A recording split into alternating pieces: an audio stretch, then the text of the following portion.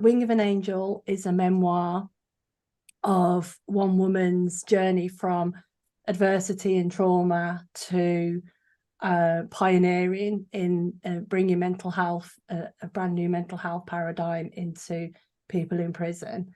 And it's written for people to be inspired, because what's within me is within everybody. I'm not different or special.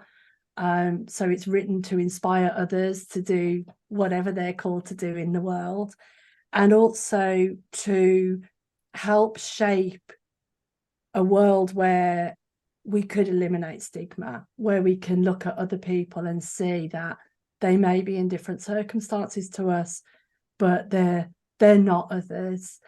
And my chosen people happen to be the people who reside in prison, but that could be anybody that we, the world is full of seeing other people and not understanding them and feeling that we have to fight them or we have to think horrible things. And Wing of an Angel, I hope, will change that. Partly because every time I've done a talk or I've put stuff out into the world, people have said, oh, I've now gone and volunteered at my homeless shelter, or I've gone and worked with refugees, or I've gone and done these other things. So that's what I hope for Wing of an Angel, and for everybody who reads it. Start by telling us a bit about how the book came to be. So I never intended to write a book. I didn't think that I could write, and never imagined that I'd write anything. And I was just going about my business, doing the work, doing what I was doing in the world. And I met these two people. Jules Wales is one of them, and Ria, and they came to see me. A few people have said to me, when are you going to write your book? When are you going to? And I never wanted to be a person who wrote another Free Principles book. And so I was always very resistant. And Jules was starting her writing programs, and lots of people had introduced me to Jules, and I think I'd already started her writing programs. And I said, I think I've got a book. And it was 4 boxes of scrappy paper, notes from prison and diaries and flip chart papers and all sorts of rubbish. And Jules was very kind and said, oh, yeah, I think I could help you shape that into a book. And along that journey, I realized that I had a lot of these pieces of paper with some writing on it, is basically what I had. But I did have what came to be the research, because it was notes from prison and it was diaries and so on. So it was invaluable, but it was nowhere was it a book. And that was in 2019. And the book has taken many forms and many shapes along the way, and been revised and been edited and all sorts of things to end up in its current format. And it's also taken a lot of tumbles, times when I thought, I can't write this anymore, or there was challenges along the way. It's been a long journey with a lot of twists and turns. You could write a book about the writing of the book. Yeah, I bet you could. That's a story in its own right, isn't it? Yes. Because you had at one point you thought it was almost finished, wouldn't you? And then it had not a complete rewrite, but a restructure, and then the composite character started, didn't it? Yeah, so in 2020, in fact, at Christmas time 2020, the manuscript, as we called it then, was ready, and I felt was done. And I'd written about everybody, and one of the key people in the book got in touch to say he didn't want to be in the book. Well, he didn't want to be on anything, and so that was a key character. And I literally I thought, well, that's it then, they'll have to publish it when I'm dead, because I can't take him out, it would destroy the story. and it went back in the drawer. And a few months later, I was doing a class that Jules does called character class, and I thought, well, hang on a minute, I don't have to write about the actual people. I can write about the characters of the people. And I started making up some characters, and that was the route for a little while. And then I was in the supermarket, and someone who we call Angel in the book spoke to me and reminded me of his story. What happened to Angel was he was given a gun when he was 5 years old against the police who were banging at the door.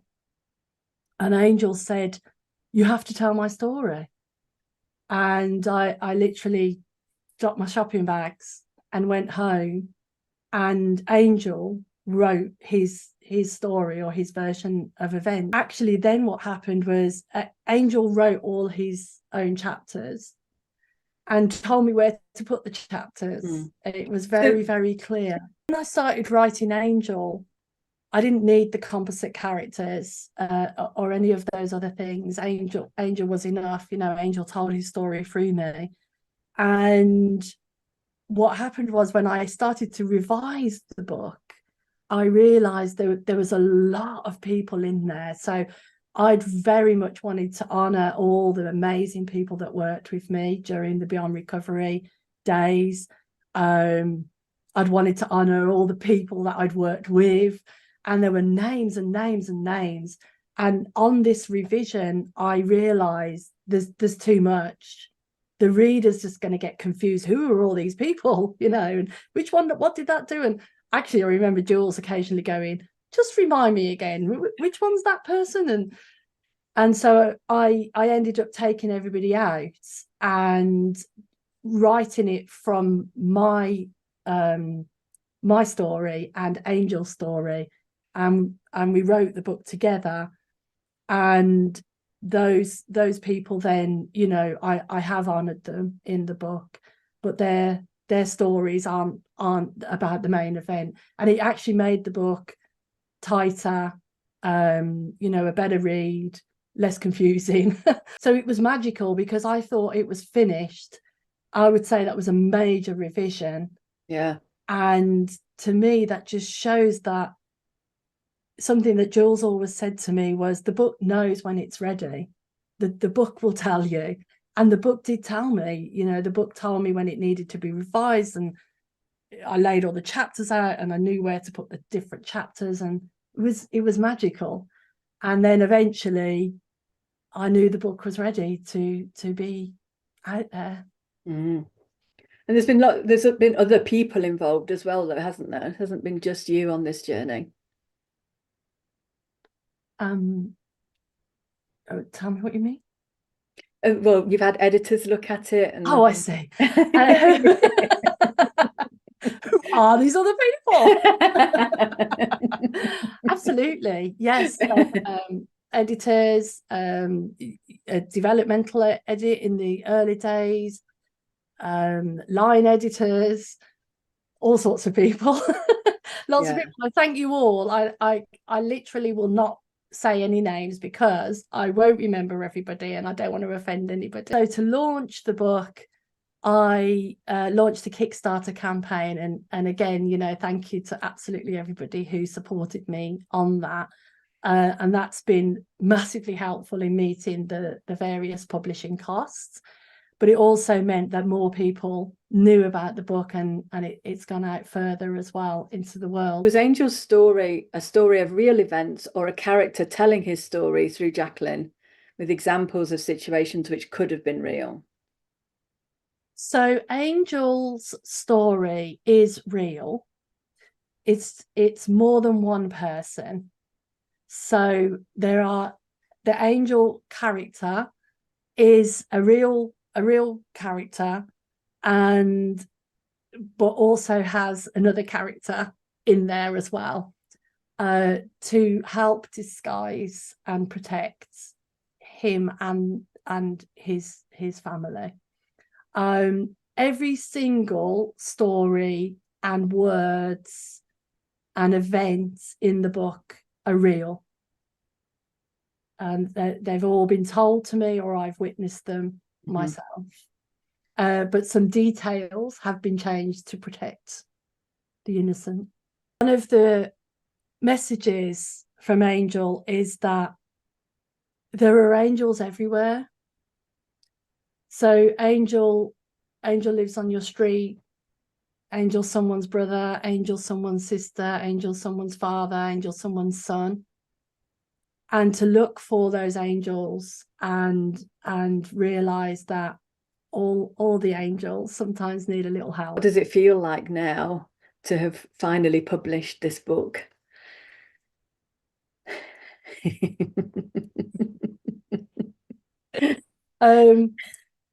Right now it feels a little intimidating, and I feel quite nervous and a bit overwhelmed. It felt quite surreal, the first box of books that fell through the door, or the first book, and I kept picking it up, the proof copy, when I had it, and looking in it and going, there are all my words in this book.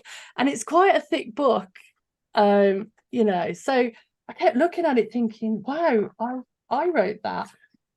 So it's a little surreal. I've had lots of help with the cover and the name of the book and things like that as well. So there's lots and lots of people to thank for all of that. It does feel like an amazing feat.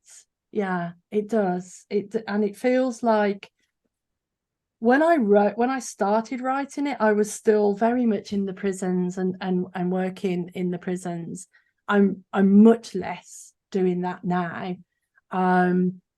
And when I finished it, it felt like I was honoring that time and that work. And so it felt like a piece of work that said, you know, that really happened, those transformations. We would walk through the wings, and there's some people here that have been with me in those prisons, and we would walk through the wings every day, and someone would say, you saved my life, or you changed my life. And we sort of took it for granted a little bit, because we were so used to it, and we would say, oh yeah, thank you, you know, oh, what's happened? We got told that every day. And to now have a record of that honors those people and honors the many facilitators and support people that helped, feels right and proper, and I'm really glad that I've done it. No, that's really lovely. And it's a lovely, it's lovely to hear that's what this book is. It's an honoring of all of that. And having read read several iterations of it, but read this latest one as well, I think the book really does that. And which also leads me on to, so the book is honoring what's happened, but what would you like the book to do in the world now?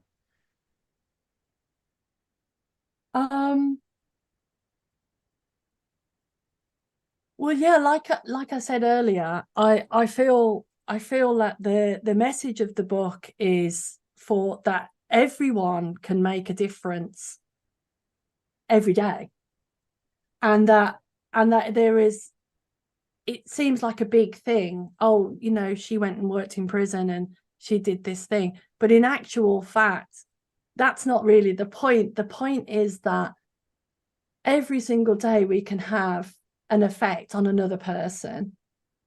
And when we open our eyes to who we can be in the world and how we can impact other people, that's enough.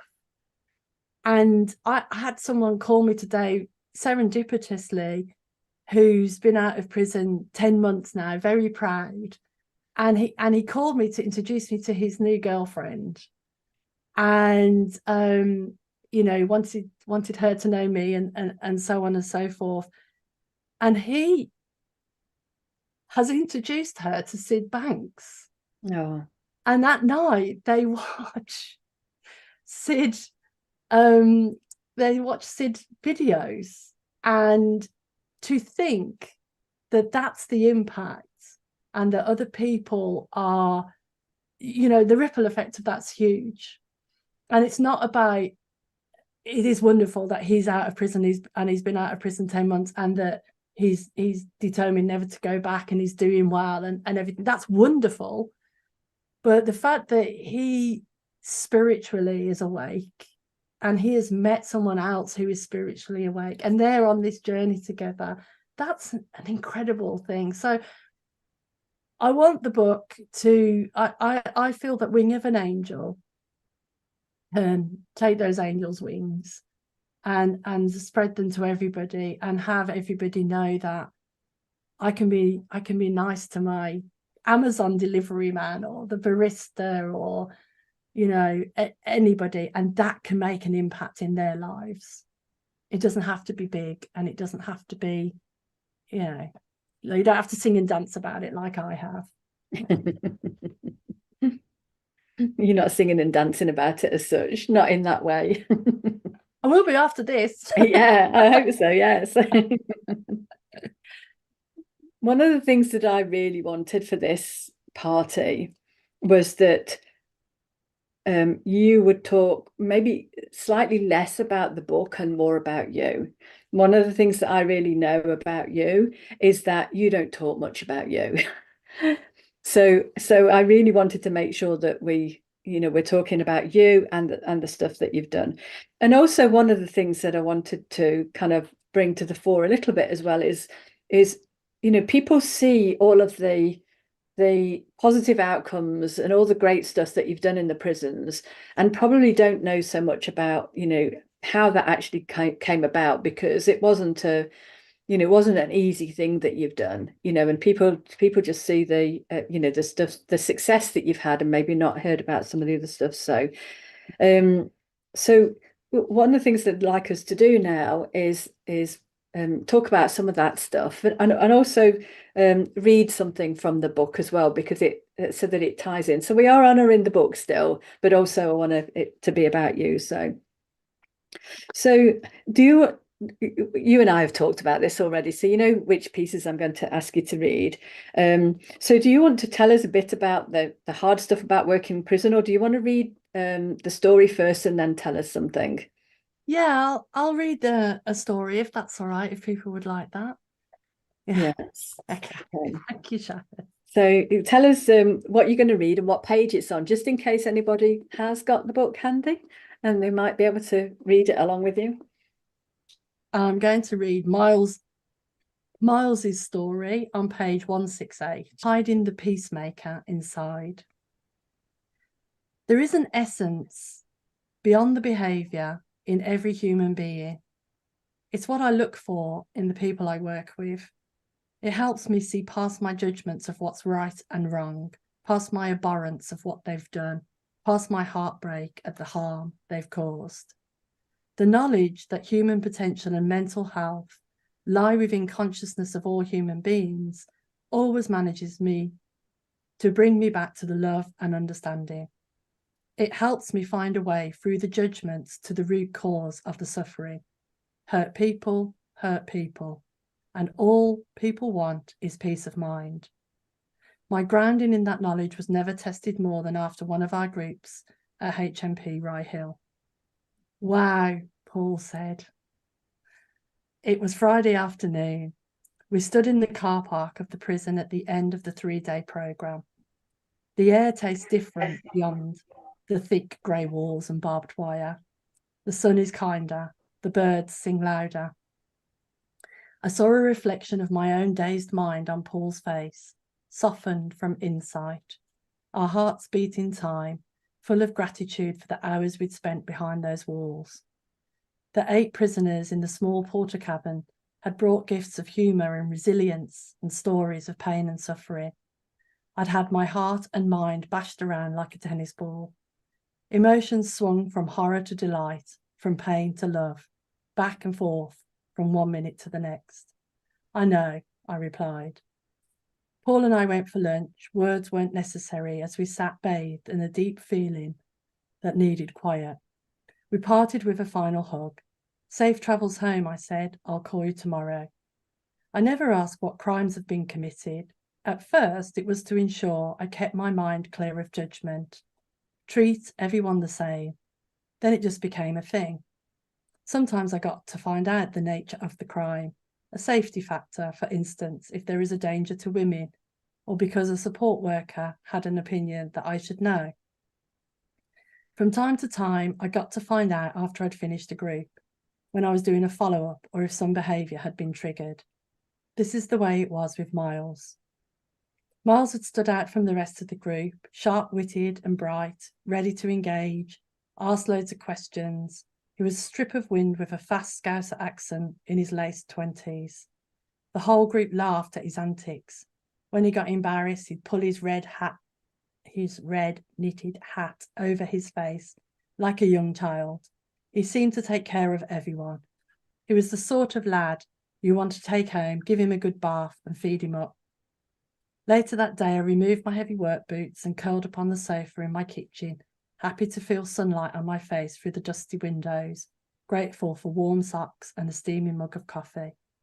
My hands wrapped around the cup as I read the confidential email on Miles.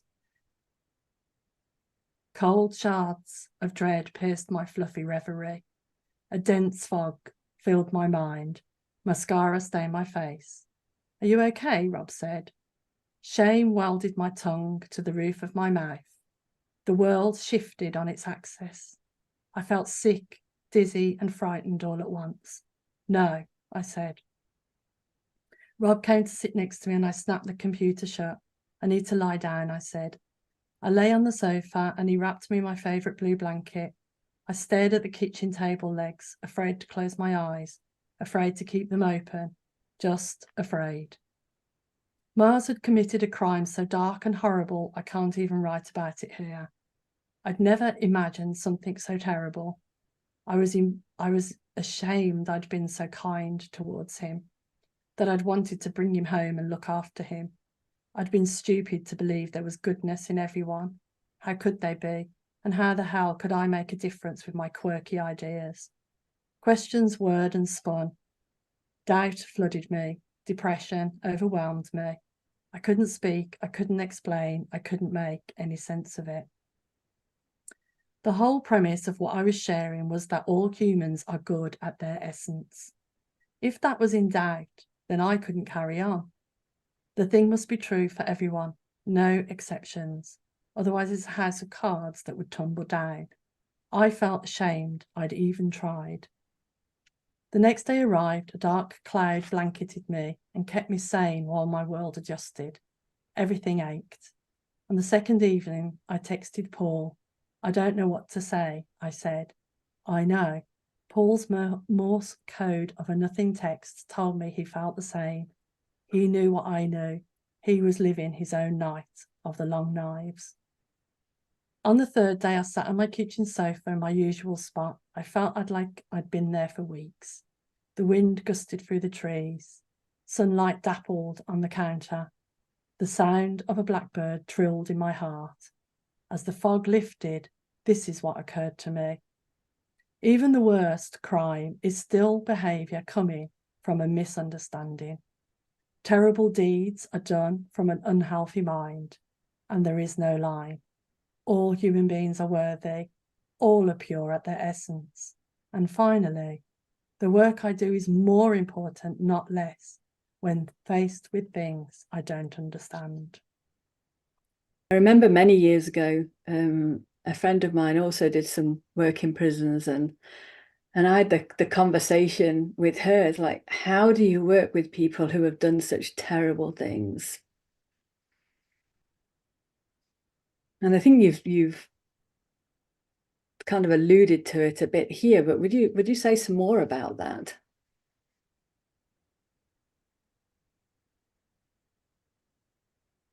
So prisons are hard. They're hard places and they have hard people in them. And it's very easy when we talk about transformations and we talk about love and essence and everything to forget that. And between us, we saw pretty much everything, every mental health, every behavior, every shocking way of being. And that day, that event, that person, that was a line for me. And it was a line for Paul, who I wrote about in the book. And we both said, if there's a line, then it's done. You know, if there is one person that we find that is so abhorrent that we can't possibly say his essence is good or their essence is good, then that's it. You know, we're done. And where I came to was, we're not talking to the behavior. We're not talking to the harm, and it's absolutely 100% true. Hurt people. Later on in the book, I revisit Miles, and Miles's story is horrendous. And his childhood was horrendous, and what was done to him was horrendous. So it's no wonder, you know, that sometimes people go on to live that out, what they've experienced. But he wasn't born bad.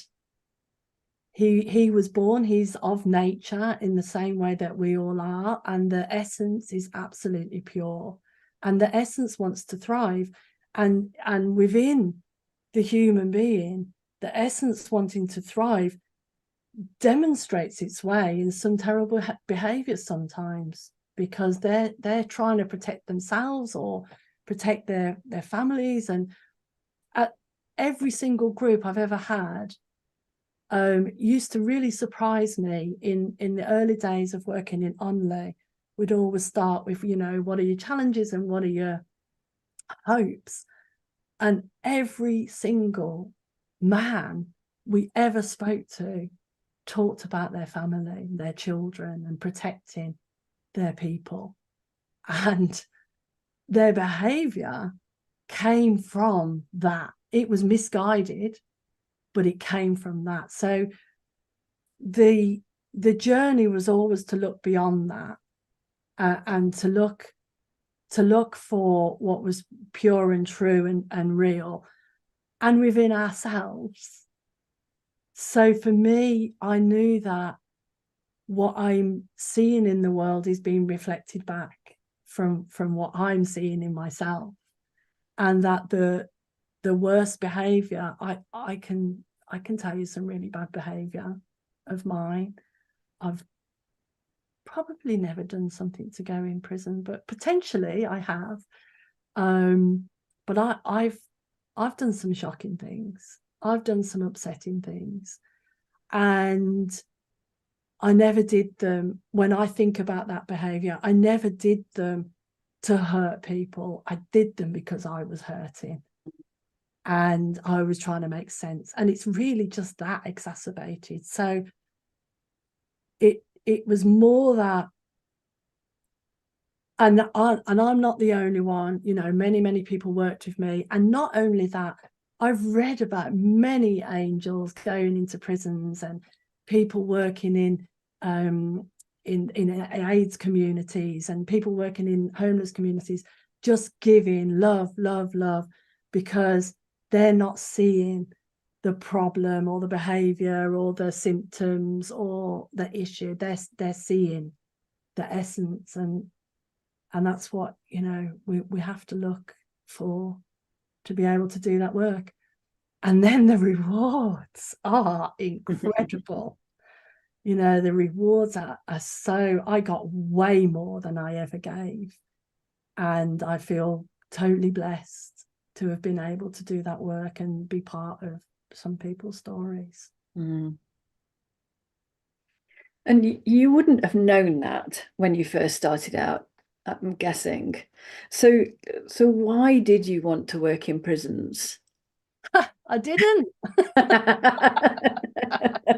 So how did it come about then? How did it happen? This is one of the things that Karen Miller Williams said to me. back in the day. When I told the story of why I worked in prisons, and she said, basically, you followed the feeling. And that's what it was. I just, things happened. The next thing happened. I wanted to work with people with addictions. I didn't know why I did that. That brought me to the prison. I ended up wanting to work in prison. I didn't ever plan it. I didn't even know that's what I wanted to do. I just did the next thing that was in front of me. And when people contact me now and say, I really want to work in prisons and stuff, I can give them like advice and help on how I did it. But it was never a thing. I just did it in the same way that I never thought I'd write a book until I wrote a book. It's just, I followed what was in front of me. I now call it inspired action. I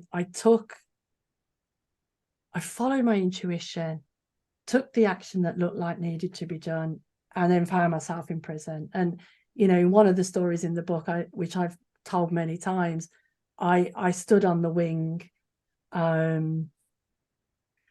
stood on the wing of the prison and thought, what am I doing here? Yeah, I wanted to ask that, because although you're talking about you followed the nudges, or you followed the inspiration, like, it wasn't without its setbacks and its drawbacks, and it's, it was hard going. I've read your book now. It was hard going. So surely you must have had some times when you were thinking, what the hell am I doing here? Lots of times. Yeah, lots of times. And then I would lean back on intuition. I I'd always go there last. I always thought I knew better for a while. Yeah, I mean, again, there's a story in the book that I tell about being broken and feeling broken physically and mentally from the work, and just exhausted and swollen knees, and not being able to climb out of bed on a Friday morning and thinking, why is this so hard? and then I would ask for help and ask, what am I missing here? Why is it so hard? It feels like I'm meant to be doing this, but what am I missing? And then I'd get a nudge. I would get an insight. I didn't really know about intuition, but I didn't know that I knew. It really is a better way of putting it. I didn't know that intuition was constantly guiding me. That guiding side was constantly trying to help me. And some of the times I was ignoring it and getting on, and other times I would hear it. And like that time I was lying in the bath and I thought, what, this cannot be so hard. And I had an idea that came to mind, and they all changed again. And that's how the facilitators all got involved. And and then there's a time to stop as well. And talk about that a little bit in the book as well. Is there also comes that time when you think you've taken it on as your identity, the prison lady, and the stories, and you've mentioned many times that I always talk about the work rather than myself, and the work became the thing, my thing. And then life sort of kicks you up the ass again and says, no, hang on a minute, that's just one thing. now you're going to do something else. And then the trick, I guess, is to keep listening out for that. And it's one of the hopes for Wing of an Angel, is that people see that more within themselves, that we can do amazing things and then we can stop and then we can do something else amazing. And amazing can be looking after your family, taking care of your garden, taking care of your pets. Amazing doesn't have to be something out there in the world. It can be just living a beautiful life. And we get to know what to do next and what to follow next. Would you be able to say more about getting more than you gave? I remember phoning Paul one day and saying, I think that prison is built on quartz. So for anybody who doesn't know, quartz rock has a very special quality. It's like got a magical quality, and anything that's built on quartz gets, you know, these magical properties. I don't know a lot about it, but that's what I hear. Salt Spring Island has got a lot of quartz underneath it, for instance. And I said, I think that prison's built on quartz. And he said, why? And I said, well, because every time I go there, I don't think. My thinking would drop away completely when I was in that environment. And I wouldn't think about myself or my troubles or my trauma. I would just be there completely present. It was like one of the facilitators called it a walking meditation. It was like we would go in there and we would just walk around and we would bump into the people that we were meant to bump into, and we would spread the fairy dust. And, you know, we would leave at the end of the day feeling like we've just had the bestest day of our lives. We would be laughing and joking and high on life. And officers and staff would be going, you lot must be going to the pub now, and, you know, things like that, because they couldn't believe, oh, you're happy because you're going home. And not just me, but many of us said it was some of the best days of our life.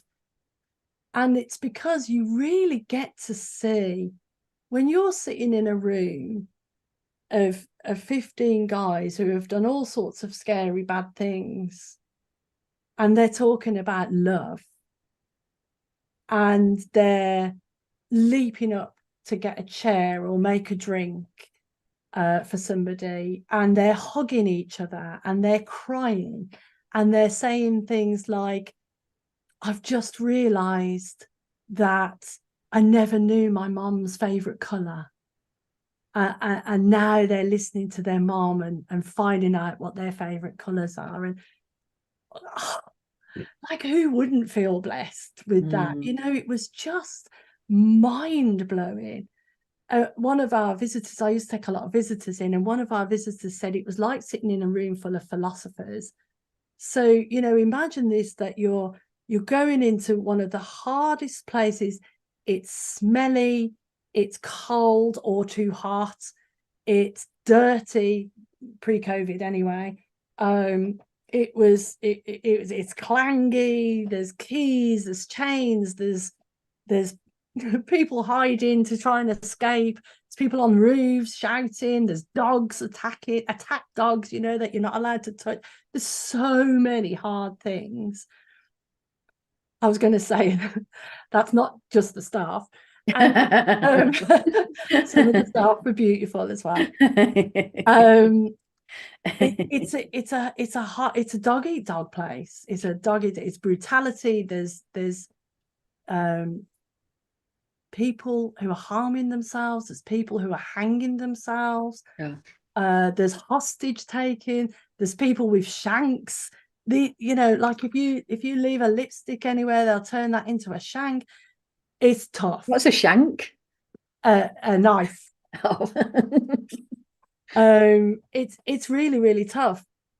So to be in that environment, in the middle of that environment, and sit in a room full of men talking about love and God and spirituality and vulnerability and beauty, and painting things that they can see, painting the sky that they can see out of their bars, and couldn't wait to listen to Sid Banks's tapes and so on. That's magical, and that changes your reality. So I got to see that whatever it is that I go through, whatever it is that I experience, I have the capacity for freedom because I've seen people that are free in the worst circumstances. And you know, they're my heroes.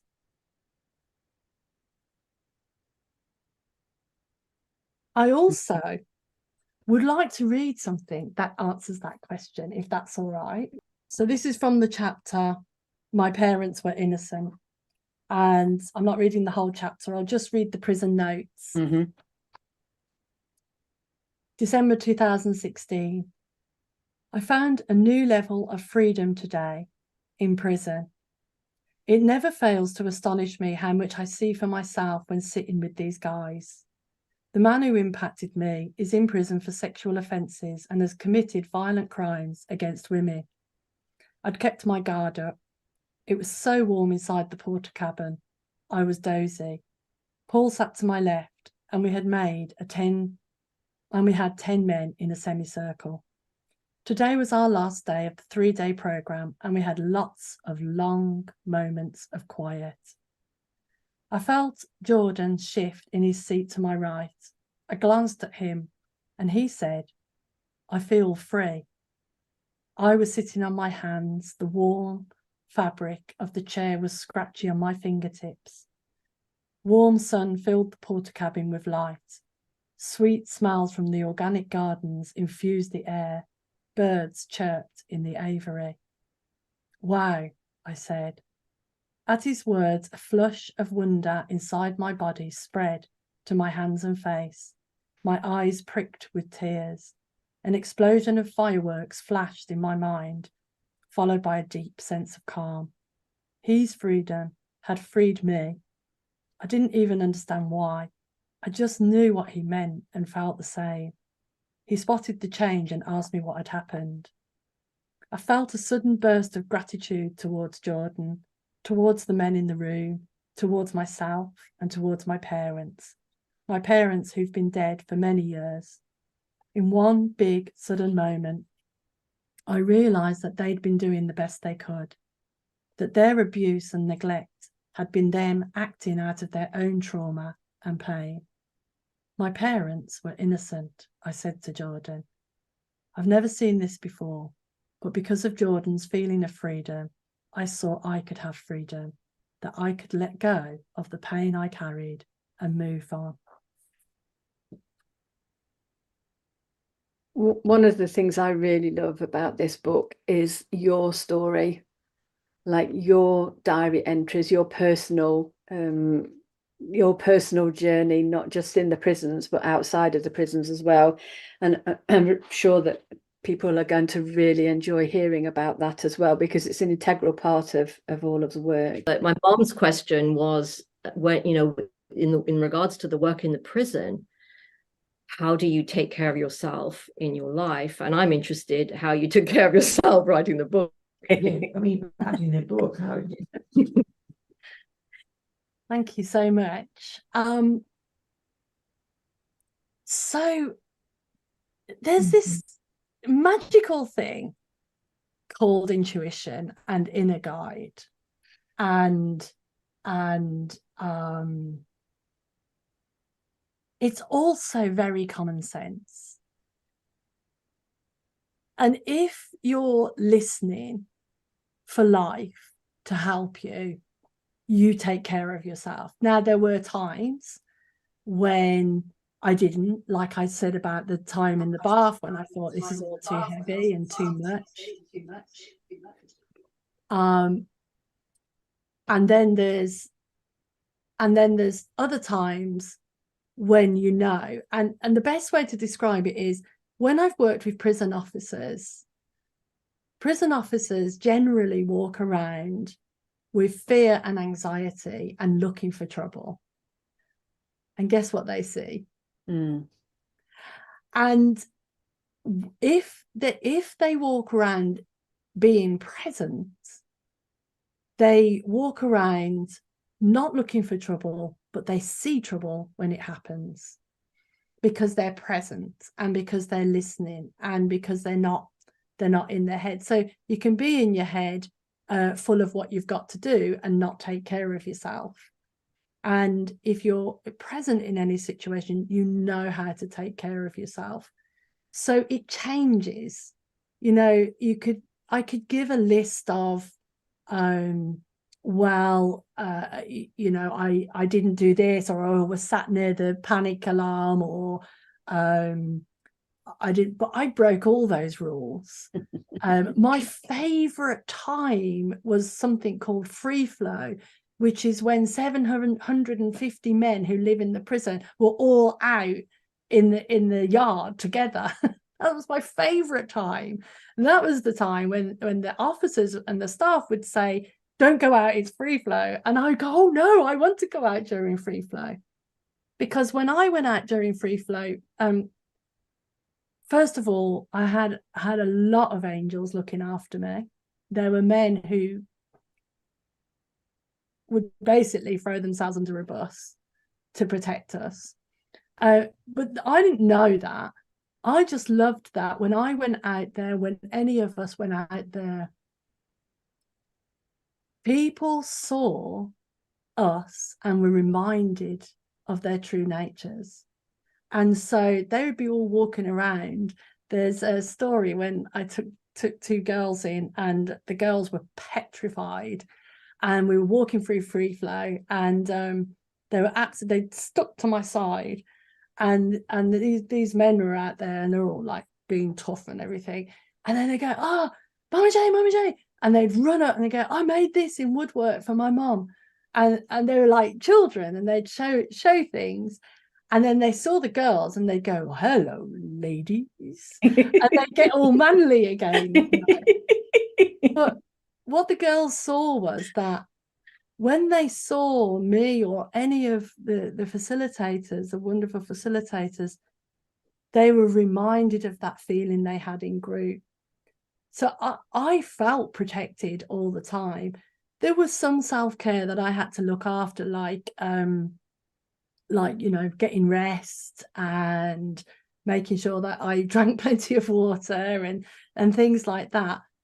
But I felt safer in that prison than I feel in our high street. Wow. And there was a second part to Jules's question. Looking after myself writing the book really is the same answer, in that I'm a person. Ria, in your very kind introduction, you talked about perseverance. I have ridiculous amounts of perseverance to the nth degree, and they can be harmful because I will push myself beyond, you know, and I used to be a drinker, and I would drink beyond everybody else, and I would work beyond everybody else, and I would do everything beyond everybody else. And I had to learn where the off switch was. So with the writing of the book, I had to keep listening for the off switch. And sometimes I didn't hear it and push through. And then the sort of the book would tell me, or I'd feel exhausted, or I'd be really struggling over something. And that's why it took a long time. I didn't write every day for 4 years. It took a long time because sometimes I had to put it away. Sometimes I had to go, I don't know what I'm doing here, and just stop. So again, it's back to listening to one's own inner guide and following that as much as possible. And it never puts you wrong, and it never gives up on you either. Thank you so much, Jacqueline. I can't wait till my book lands in Colorado. I tracked it. It's in the US, so that's good news. This has been wonderful. Like to hear you read. I will hear your voice as I read the book now, even more so. Nice. A question that just came up is I am continuing to see opportunities to have a wider perspective of injustice. And whether it's in the prison, your experience in the prison, or just in the world, and maybe there hasn't been anything for you, but I'm just curious, has there been anything about anything that you've seen about injustice people wrongfully incarcerated, or people wrongfully not incarcerated, and I hear in my question, the wrong is like that, there's judgment in there, but still it's there. So yeah, have you had a journey with your experience with injustice? I'm not sure what you're looking for, but I certainly see plenty of injustice, not just in prison, in the world, in the way that we treat other human beings, in the way that we behave towards people that actually need help. Injustice for the victims who of crime, who feel like locking someone up isn't going to give somebody justice. I'm not sure if this answers your question, but I was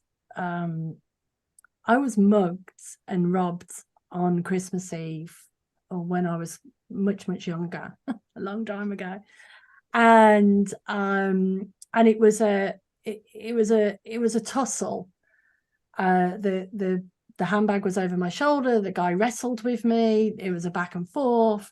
For some reason, I thought that I could hold on to my handbag, and he got it. And then I ran after him. I don't know what I was going to do if I caught him. And it was Christmas Eve, and I had all my Christmas money in there, and a young son at home, and my photographs and keys and everything. My worldly belongings were in my handbag, and I chased after this chap. And then I walked the rest of the way to work crying. I was so upset and hurt and scared.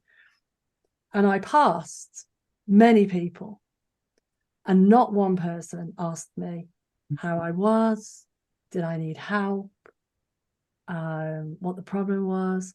And even when I chased the guy, it was very early in the morning, but there were people at the bus stop and there were people around, not one person. And I got to work. I worked at a builder's merchants, and I got to work, and there was an old chap in the accounts who was a really grumpy old fella, and I didn't get on with at all, but he was always early in, like I was. And I rang, and I think I must have used a phone box, and I rang him and said, could you let me in? I've been mugged and I haven't got my keys. And he was the kindest, sweetest person. This old fella did not know what to do with me. There I was, blubbering wreck. I was, in my late 20s, and he was making me hot sweet tea and calling the police and just being so kind to me. And I could see the kindness. And he wanted to go out and get the fella as well. He was all up in arms for me. And I was I was undergoing a lot of domestic abuse at the time. And I felt very unliked at work because people saw me with black eyes and so on. And they had judgments about whether or not I should be in work, whether or not I should be with my partner. And so I thought everyone hated me. And this fella, his name was John, did a collection. And he collected £200 from everybody in work because they all wanted to help me. And when the police came, so he collected all this money for me, which I didn't know about. And the police came, and I saw that person who did that must have needed that handbag more than me. And they couldn't believe, the police couldn't believe I was saying this, but I really, really saw people don't do things to hurt you. They do it because it makes sense to them on some level. So I don't know if that answers your question, but there's so many things there about justice and injustice, and we can't make that up. So I just came back from a major writers conference, and I was really struck that there were so much themes. One was the journey of the writer and having confidence in yourself and figuring out what your story is and how to write it and writing it well and all of that. And then there was this transition to, okay, now you're a published author, and now your job is to give your book legs. And your book deserves to have big legs. I've read 30 legs that take it out into the world.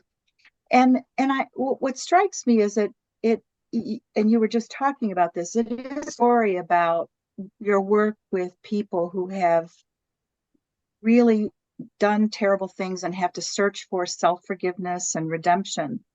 But it's also your story about being a person who had your own journey through difficulty and trauma, and then finding your worth and your love and your intuition and turning around and giving that selflessly to others, not being caught in some, victimization, but really being an empowered woman who turned around and gave back.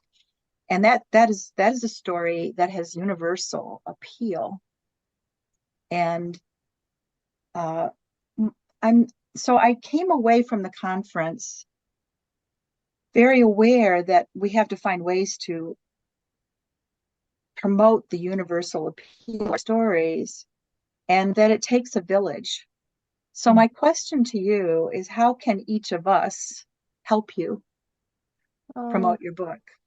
Wow. What can we do personally that helps give this book legs for you? But if I say, wow, there's this woman who really struggled herself and had some really difficult things happen in her life, and then doesn't let that stop her, but just turns it around and begins giving from a flowing heart. And it takes her to a place where she's helping people who have also had really awful things happen in their life, and then have done really awful things in their life. That somehow that becomes more like, oh yeah, I want to read about that, because that's the hero's journey. That's everyone's story. Yeah. And so I just am thinking about that for you and for myself. How can I help you promote your work? How can all of us help you have this book have strong, strong legs in and outside of the Three Principles community? Yeah, that's beautiful, Linda. Thank you so much. I haven't thought about that. What occurred to me when you asked the question, when you were talking in the way that you were talking, was that, wouldn't it be wonderful if on where have you gone? There you are.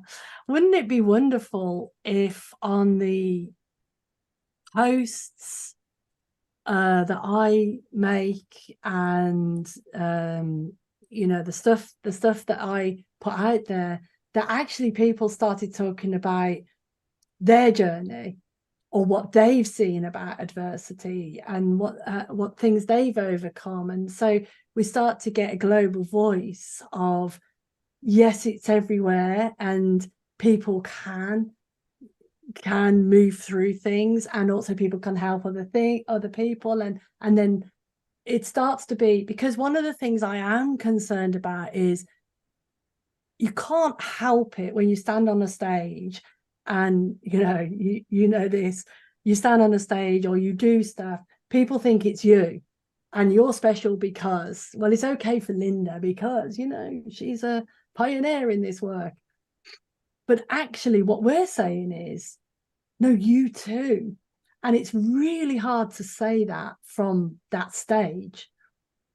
But it just occurred to me that if people started to post about what they've seen and what it means to them, that then there might be more legs in the world, because it runs out, doesn't it? Oh, read another chapter of Wing of an Angel, or here's a testimonial.